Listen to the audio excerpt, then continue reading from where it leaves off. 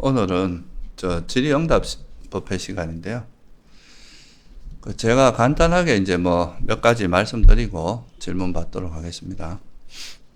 그러니까 우리가 이제 수행할 때 여러 가지 중에 이제 알아차림이라는 그런 말을 많이 하는데요. 이 알아차림을 할 때 좀 이제 주의해야 될 거 한 몇 가지 말씀드리고 오늘 질문을 받도록 하겠습니다. 이 알아차림이라고 하는 단어가 우리가 이제 수행할 때 굉장히 많이 쓰는 건데요.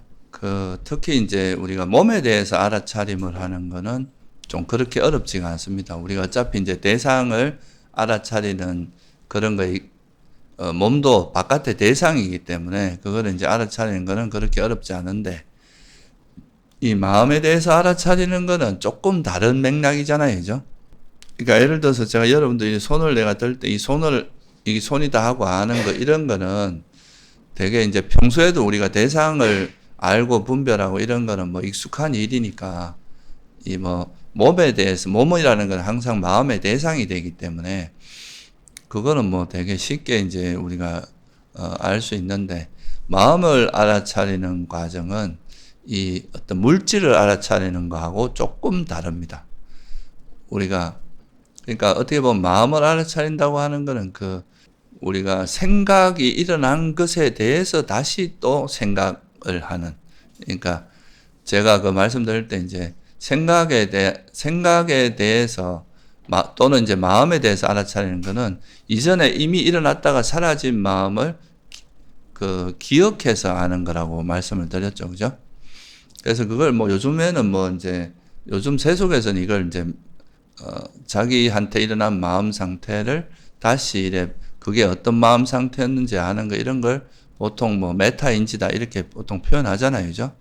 그러니까 그 생각에 대해서 우리가 이미 일어난 마음에 대해서 이제 이해하는 이런 과정이 들어가기 때문에 이게 일종의 이제 보통 사람들이 이런 거에 좀 익숙하지 않은 사람들은 이런 세속적으로 말해도 이런 메타인지가 있는 사람들은 자기 객관화가 잘 되고 자기가 지금 어떤 마음으로 살아가고 어떤 형태인지 이런 걸 좀 잘 이해하는데, 그게 잘 안 되는 사람들은 자기 객관화가 안 되고 이제 자기 생각에 좀 빠져서 자기가 어떤 생각을 하고 있는지 이런 거에 대해서 잘 모르는 경우가 되게 많습니다.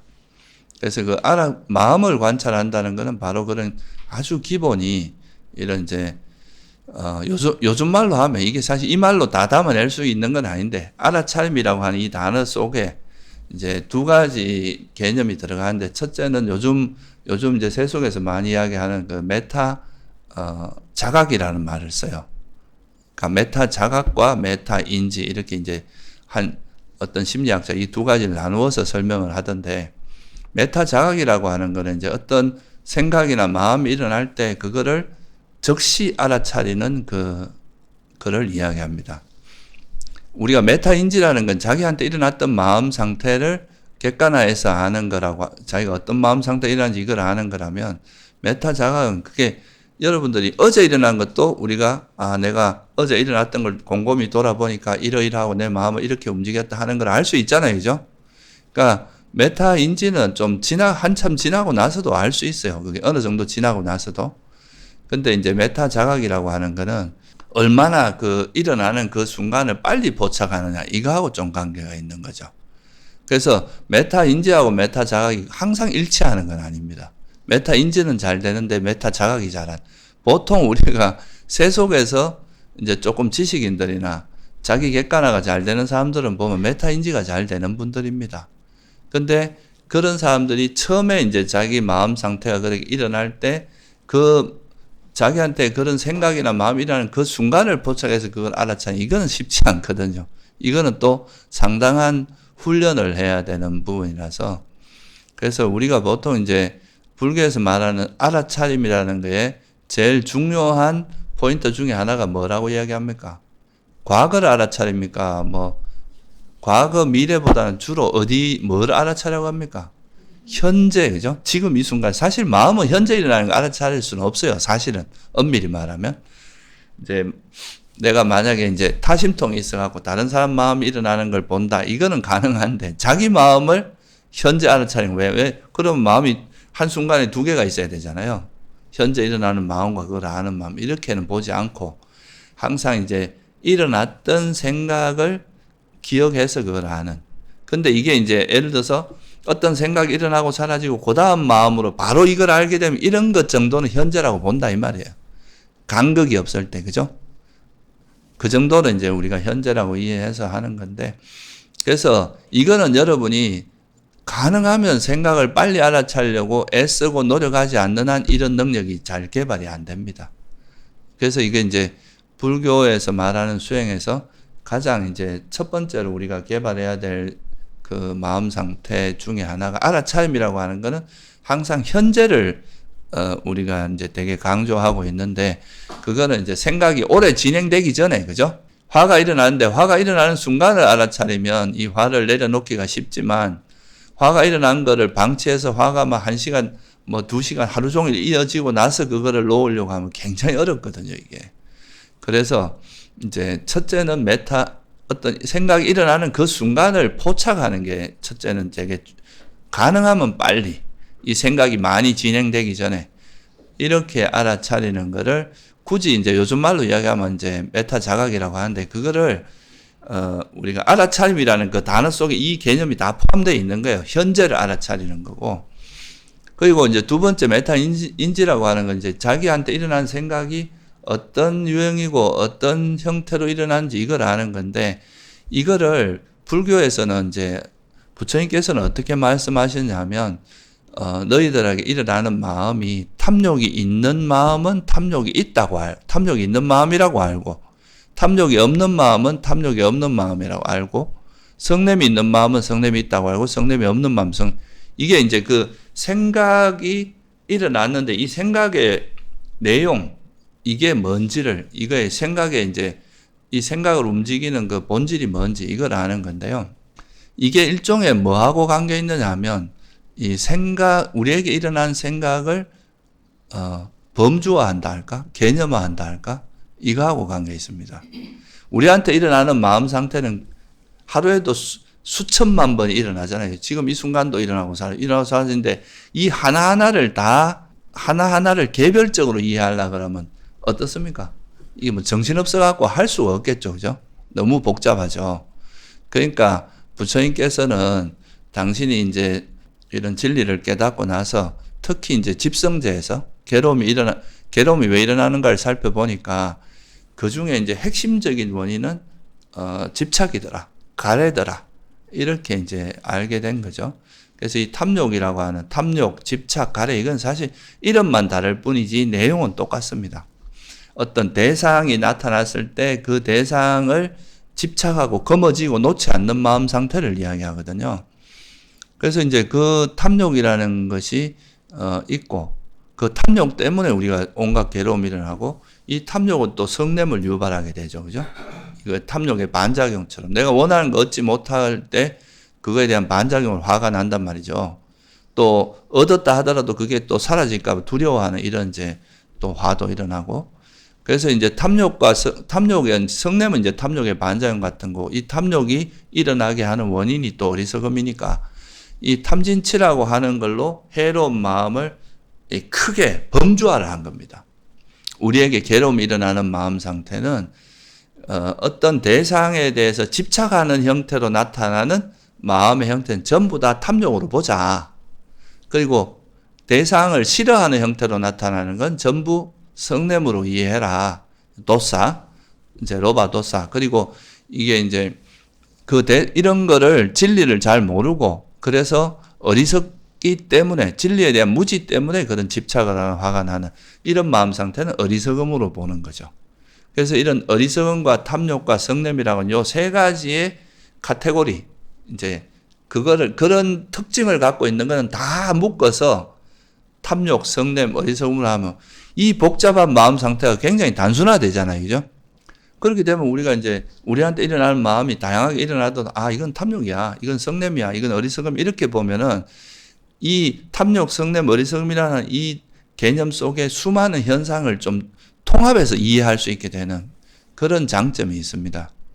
이렇게 이제 크게 세 개로 분류한 다음에 탐욕에서 내가 집착을 하는데 그 집착이 내가 원하는 대상을, 그러니까 원하는 대상을 얻고자 하는 집착하는 이런 거는 감각적 욕망이라고 이야기하고, 또 내가 나라는 거에 대해서 내가 나를 내세우면서 나와 남을 비교하고 이런 거를 자만이라고 이야기하고, 내가 가진 견해를 집착하는 거는 뭐라고 이야기해요? 사견이라 하고, 이렇게 이제 탐욕 속에서도 또 다양한 나란 존재가 영원히 존재하기를 바라는 이런 욕망은 존재에 대한, 이렇게 또 더 세분할 수도 있겠죠.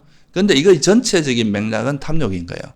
그리고 화가 나는 것도 뭐 남이 잘 된 걸 싫어하는 건 질투고, 내가 잘 된 거를 남하고 나누기 싫어하는 건 인색함이고, 과거에 내가 왜 이렇게 잘못했지 하고 이제 하는 건 후회고, 이렇게 일단은 탐욕과 성냄, 어리석음이라고 하는 이 크게 세 개로만 나눠놓으면 그 다음에 이제 접근하는 건 되게 쉬워지는 거죠. 그래서 이렇게 이제 범주화를 시켜 놓는 거, 이게 이제 부처님께서 설한 법이 이 작업을 해 놓은 겁니다. 그러니까 우리가 법을 공부하는 이유가 이런 거를 모르면은 이제 이 마음 상태를 어떻게 접근해야 되는지를 알 수가 없는 거죠. 그래서 이제 탐진치라고 이야기하고, 이것이 탐욕이 없고 성냄이 없고 어리석음이 없는 마음이 결국은 우리 괴로움에서 벗어나게 하는 마음이잖아요. 그죠? 이거는 이제 유익하다고 이야기하는, 이렇게 되면은 이제 우리한테 일어나는 마음을 되게 복잡한 마음이지만 되게 단순화시켜서 이해할 수 있게 되는데, 이게 바로 그 세속적으로 불교적인 메타인지인 거예요. 내가 예를 들어서 내가 이제 어떤 사람에 대해서 원한이 있어요. 그 사람을 미워하는, 그 사람을 막 싫어하고 이런 생각들이 벌어지면, 이 생각의 내용이 어떻든 간에 이거에 일단 본질적인 거는 뭐가 있는 생각이겠어요, 이게? 뭐가 있는 마음이라고 볼 수 있어요. 이 생각이 일어나면 이걸 알아차리고, 이 생각의 내용은 뭐라고 볼 수 있습니까? 이 생각의 범주화로 보면 이건 성냄에 들어가는 거죠. 그래서 이건 성냄이 있는 마음이라고 우리가 이해할 수 있는 겁니다. 내가 뭔가를 가지고 싶어 계속 생각이 움직여요. 아, 저것도 사야 되는데 오늘 저녁에 뭘 하고 뭘 먹으러 가야 되고, 이런 생각들이 움직이고, 그 일어나는 거 알아차린 순간에 이걸 이제 자각하죠. 그죠? 그리고 이 알아차린 이 생각의 내용, 이거를 이제 범주화, 그러니까 개념, 법으로서 이해하면은 이건 뭐가 됩니까? 탐욕이 되겠죠. 그죠? 그래서 이건 탐욕이 있는 마음인 거예요. 그리고 탐욕이 없는 마음. 근데 이제 내가 보니까 탐욕 얻은 거, 그러다가 이제, 내가 여기에 너무 집착하는 건 나한테 도움되지 않는다 하고 좀 한 걸음 물러서서 그냥 이 마음을 놓아버린 상태. 이럴 때는 뭐가 돼요? 탐욕이 없는 마음이 되겠죠. 화가 일어나는데 화를 내려놓고 자애심으로, 연민으로 바꾸면 이건 또 뭐 구체적으로 말하면 자애심이라고 말할 수 있지만, 또 크게 이야기하면 이건 뭐가 돼요? 성냄이 없는 마음이 될 거 아니에요. 그죠? 또 내가 막 어리석다가 뭔가, 이게 정확히 뭔지 알았어요. 그러면 이거는 어리석음이 없는 마음 또는 지혜가 있는 마음, 이렇게 되는, 어리석음이 없는 마음, 이렇게 되는 거죠. 그래서 이게 우리가 알아차림을 할 땐 첫째는 이제 가능하면 빨리 현재를 알아차리는 게 중요하다. 그리고 현재를 알아차리더라도 그 생각의 내용을 정확히 아는 게 중요하다. 이 두 가지가 이제 알아차림에서, 그게 이제 요즘 말로 하면 메타 자각과 메타 인지가 동시에 개입되는, 그죠? 물론 이것만 있는 것도 아니에요. 사실 여기에 또 바른 견해가 여기 개입을 해야 되기 때문에 굉장히 많은 것이 복합적으로 작용하는 건데, 우리가 불교적인 알아차림이 되려면 거기에 또 바른 견해가 기반이 돼야 되잖아요. 그죠? 우리가 이걸 탐욕, 성냄, 어리석음, 그리고 탐욕 없고 성냄 없고 어리석음 없다는 거, 이렇게 이해하는 것 자체가 벌써 바른 견해가 개입되는 겁니다. 법에 따라서 이해하는 거니까. 그래서 이 두 가지를 여러분이 잘 기억해야 됩니다. 우리가 알아차린다는 것은 일단은 현재를, 이제 가급적이면 현재를 생각이 많이 진행되기 전에 알아차리는 게 중요하고요. 그러니까 자각을 빨리 하라 이 말이죠.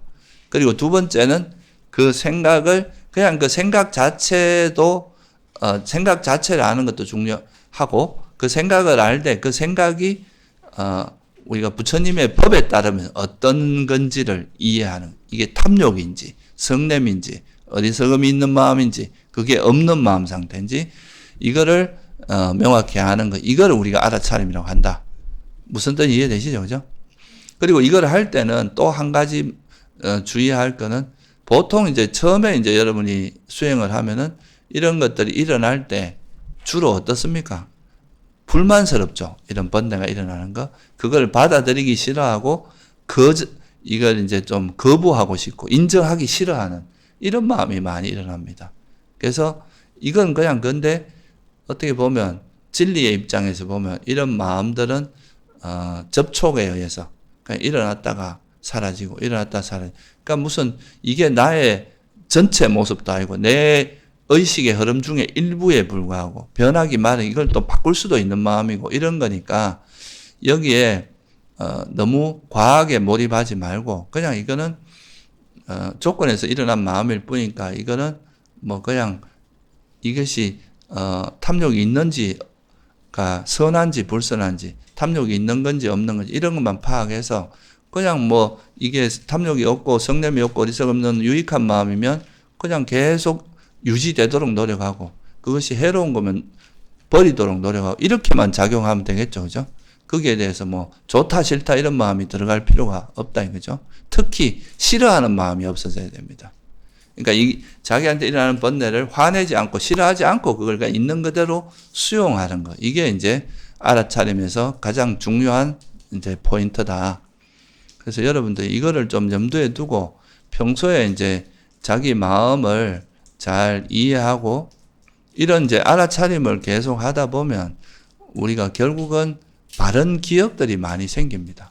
이게 이런 마음이 탐욕이구나. 이런 마음이 성냄이구나. 이런 마음 상태가 어리석음이고 요걸 어떻게 노력하니까 이게 버려지더라. 이게 어떻게 하면 또 이런 마음 상태를 내가 탐욕이 없는 마음 상태를 잘 유지할 수 있고 성냄이 없는 마음을 잘 유지할 수 있다.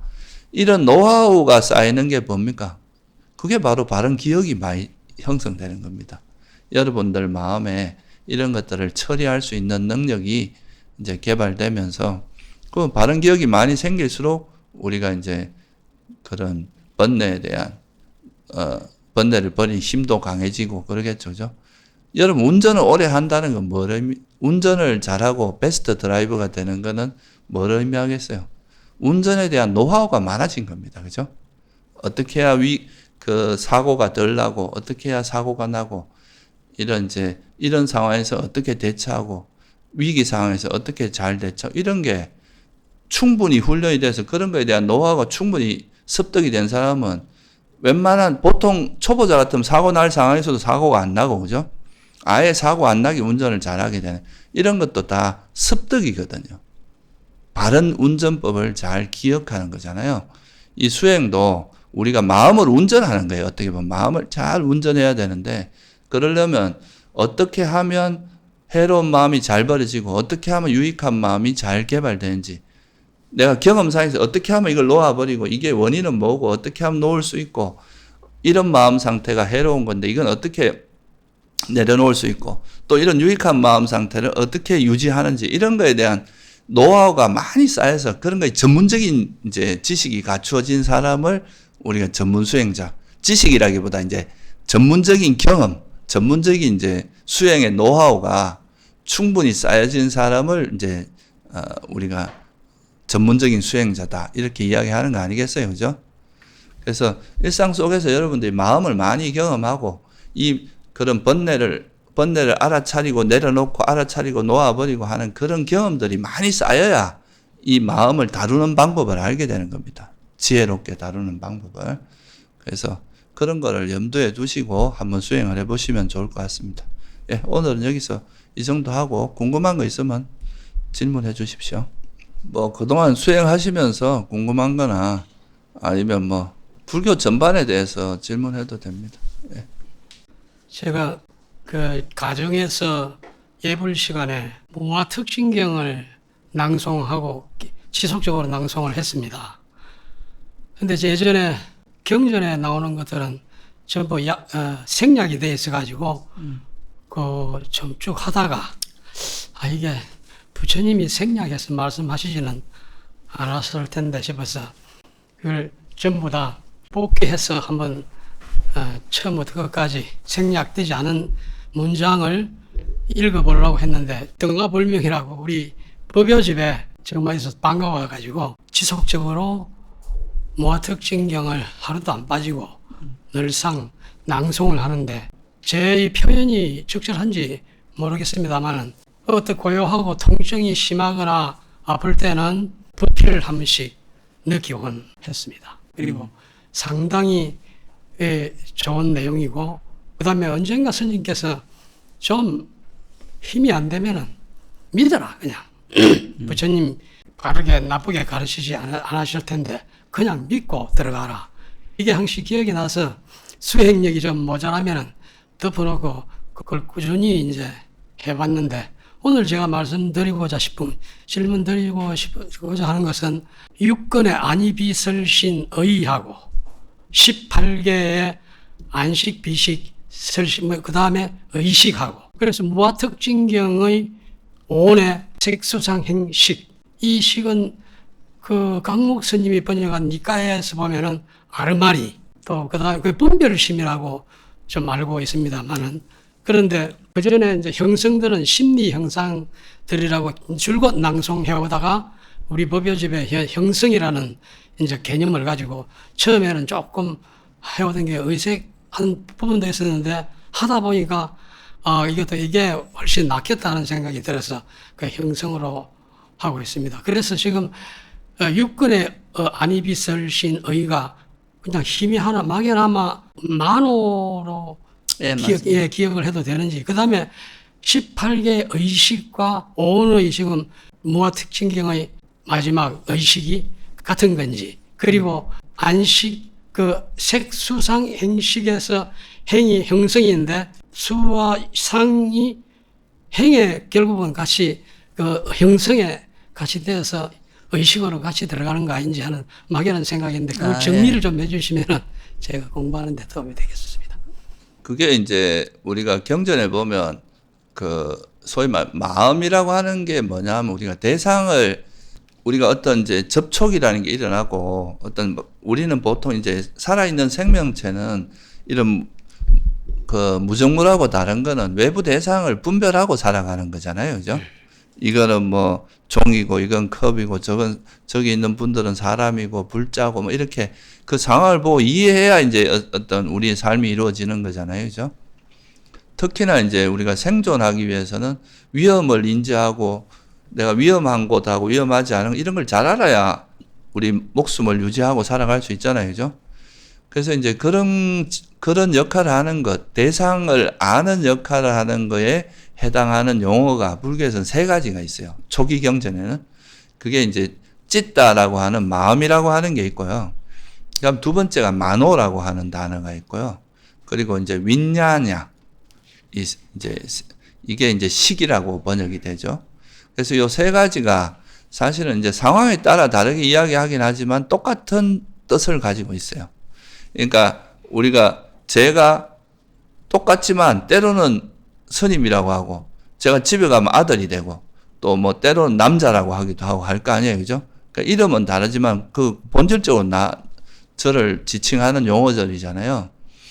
그래서 이 만호라고 하는 거, 그 다음에 이제 찢다는 보통 어떨 때 주로 쓰느냐 하면, 어떤 우리가 뭔가 대상을 알 때 그거를 주도하는 입장에서 뭔가 마음이 주도한다, 이런 입장에서 쓸 때는 찢다라는 표현을 많이 써요. 그러니까 뭔가 우리가 대상을 알 때 어떤 주도자의 느낌. 그래서 이거를 뭐 옛날에 그 주석서 같은 데서는 마음이 왕이라고 보통 표현하기도 하죠. 예.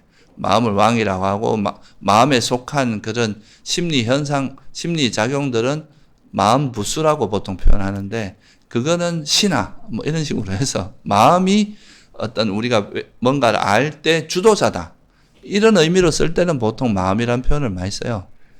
근데 또 우리가 오온에서 색수상행식, 이렇게 이제 우리 마음을 물질과 정신으로 나누고, 그걸 또 수상행식 이렇게 나눌 때, 이 식은 보통 이제 대상을 어떻게 보면 이럴 때도 식이라고 하고, 또 18개라고 해서 이제 우리가 뭐 대상을 알 때 이럴 때도 식이라는 표현을 쓰거든요. 근데 이때는 보통 이제 대상을 뭔가 분별하는 역할을 하는, 식이라는 표현은 보통 윈냐냐가, 위라는 게 뭐 나누다, 이런 뜻이 있거든요.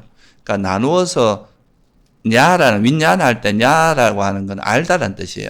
그러니까 이거를 그냥 대충 아는 게 아니라 이걸 조목조목 이모저모를 안다 이런 의미로 이제 윈냐라는 표현을 쓰는데 이거는 그 초불전에서는 아르말이라고 번역을 했는데 그 그건 조금 이제 사람들 이해하기가 좀 약간 애매할 수 있어서 보통 이제 윈냐나를 영어에서 뭐라고 번역하냐면 컨셔스니스로 번역해요.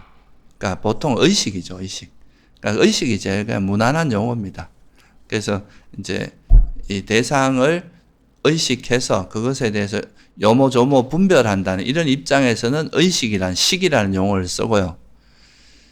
그리고 우리 마음도 어떤 분별의 대상, 분별하는 주체이기도 하지만 어떤 머릿속에 생각이 떠오르면 그 생각을 감지하는 마음의 그 생각을 감지하는 기능적인 측면도 있잖아요. 감각 기능의 측면도 있단 말이죠.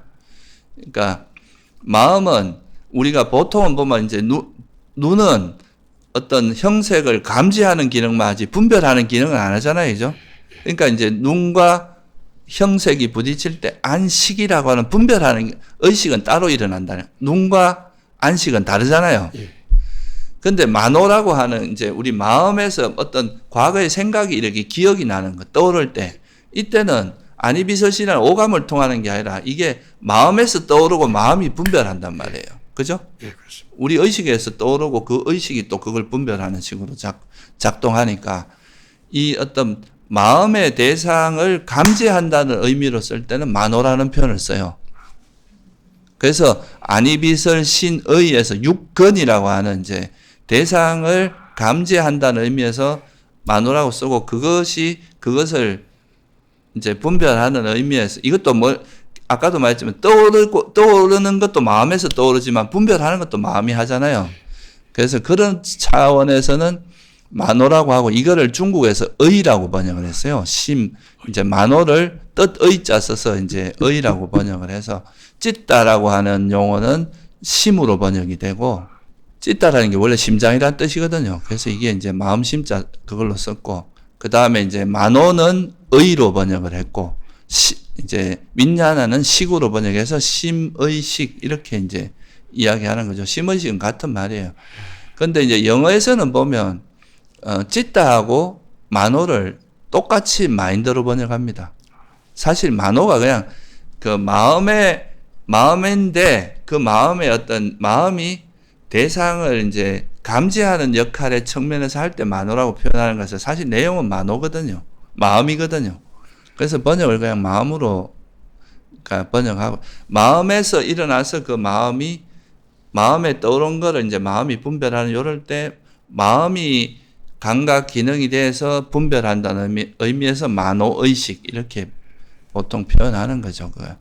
그래서 초기 경전에서는 만호와 마음과 만호와 식이 똑같은 걸로 이해합니다. 근데 이게 이제 대승불교로 넘어가면서 약간 의미가 조금씩 달라져요. 만호는 이제 마음이라고 하는, 식이라고 하는 것은 안이비설 신, 이제 의라고 하는 육식을 그 6가지씩, 안식, 이식, 비식, 설식, 의식이라고, 신식, 의식이라고 6가지 식을 의미하고, 의를 7식으로 배대를 하고요. 그 다음, 마음을 8식으로 배대를 해서 약간 다른 걸로 개념을 좀 바뀝니다. 근데 적어도 초기 경전에서 이 심의식을 같은 뜻으로 써요. 그게 아라의식인가, 발식. 예. 심을 8식으로, 이제 아래아식으로 하는데, 그거는 이제 후대에 좀 그렇게 된 거고, 원래 이제 그 초기 경전에서는 마음이라고도 하고, 찢다라고도 하고, 만호라고도 하고, 윈냐나라고도 하는데, 그러니까 마음과 만호는 그냥 마음이라고 보면 됩니다. 마음과 의식은 똑같은 용어로 이해하는 거죠. 그래서 그렇게 이해하시면 좋을 것 같고요. 그러니까 이제 상황에 따라서 그 개념을 좀 다르게 쓸 뿐이다. 이렇게 이해하시면 되고. 그리고 우리가 이제 색수상행식 할 때 색은 뭐 물질이니까 쉽고 수상은 이제 수는 느낌이고 외다나라고 하는 느낌이고요. 그 다음에 이제 상은 산냐. 이 산냐라고 하는 거는 좀 어떤 대상을 라벨을 붙이는 걸로 이해하시면 돼요. 이게 지금 우리가 여기에 적당히 이름을 붙여놔야 어떻게 됩니까?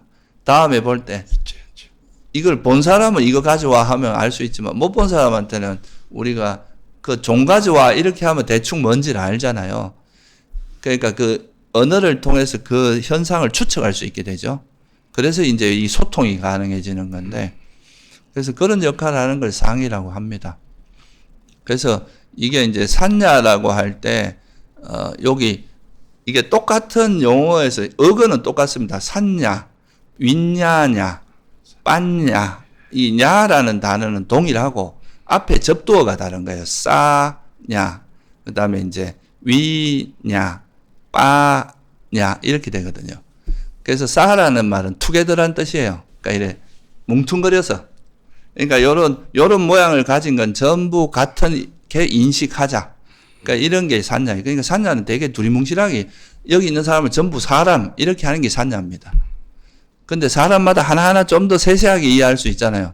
이거는 윈야나예요. 좀 더 위라는 게 이제 분별해서 한다 이런 뜻이고, 빠라는 말은 빤야에서 빠라는 말은 좀 더 앞으로 한 걸음 더 나아가서 이런 뜻이거든요. 그러니까 영어에서도 보면 인사이트라 그러잖아요. 안으로 들어가서. 그러니까 그게 이제 빤야라고 하는 거는 일반적으로 아는 것보다 좀 더 그 실상에 좀 깊이 들어가서 하는. 그러니까 우리가 무상고 무아라고 알고 이런 건 좀 더 깊은 통찰이 들어가야 되잖아요. 그런 걸 빤야라고 하고 그런 거죠. 그래서 수는 느낌, 우리가 이제 좋다 싫다 뭐 좋지도 않고 싫지도 않다 하는, 행복과 괴로움, 행복하지도 않은 괴로움 아닌 그런 원초적인 기분 같은 거고요. 그리고 그걸 통해서 이제 인식이 일어나고, 그리고 이제 그 나머지, 그러니까 느낌과 인식을 제외한 모든 심리 작용들을 행원으로 묶어 놓은 거예요. 그리고 식은 마음을 의미하고, 아까 제가 서두에 마음은 이게 마음과 마음 부수라고 하는 게 있다 그랬잖아요. 그죠? 우리가 보세요. 머리가 있으면 손발이 있고 몸통이 있고 다리도 있잖아요. 그죠? 우두머리가 있으면 그걸 따르는 무리들이 있단 말이죠. 그러니까 마음이 어떤 대상을 분별할 때 마음은 그냥 대상을 아는 정도 역할밖에 못하는데, 이거를 좀 더 세세하게 분별하기 위해서 이 마음을 도와주는 마음에 속한 뭔가가 있어야 돼요. 그러니까 느낌은 대상을 느끼고, 인식은 이름을 갖다 붙이고, 그러니까 이제 만약 집착이 있으면 그 대상에 달라붙고, 뭐 이런 역할이 좀 다른 거죠. 동시에 이래 작용되지만 그 마음의 작용을 좀 이렇게 분석을 해 놓은 거예요. 그래서 이제 찢다라고 하는 마음이 있고, 그거에 그거에 소속된 그런 마음이 마음 부수라고 하는데, 그 마음 부수를 우리가 보통 이제 심리작용, 영어에서는 이걸 멘탈 팩트라고 번역합니다. 이제 마음은 마인드라고 찢다는 마음으로 번역하고, 마음 부수는 그 마음에 속한 요소들.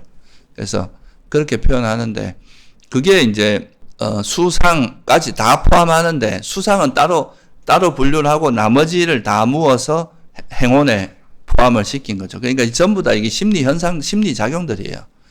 왜 수와 상을 끄집어내느냐? 이 수는 탐욕의 가장 주된 원인이거든요. 집착에.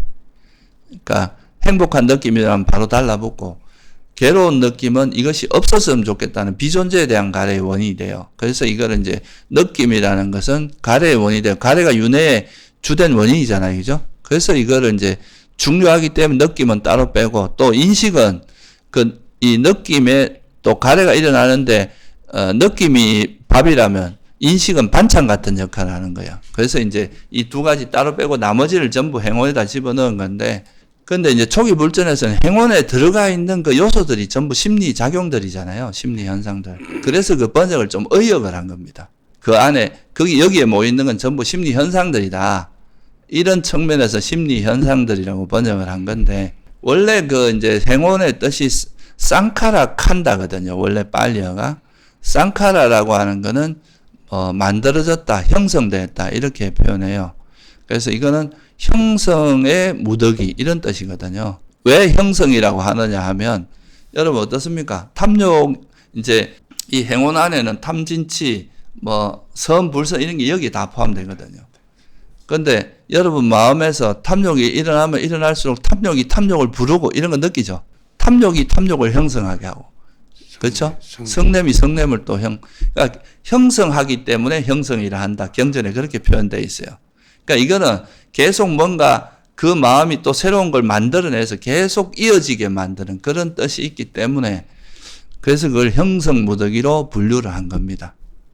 그래서 저는 이제 원어의 뜻을 살려서 번역한 거예요. 그러니까 행원이 이제 형성이라는 뜻이 있으니까 행이라는 게 형성무더기. 그러니까 형성무더기에 속한 게 실제로 수와 상을 제외한 모든 심리작용들이기, 그죠? 그래서 뭐 초기 물전에서는 그거를 좀 의역을 해서 심리 현상들로 아예 번역을 하신 거예요. 무슨 말 이해되십니까? 예, 했습니다.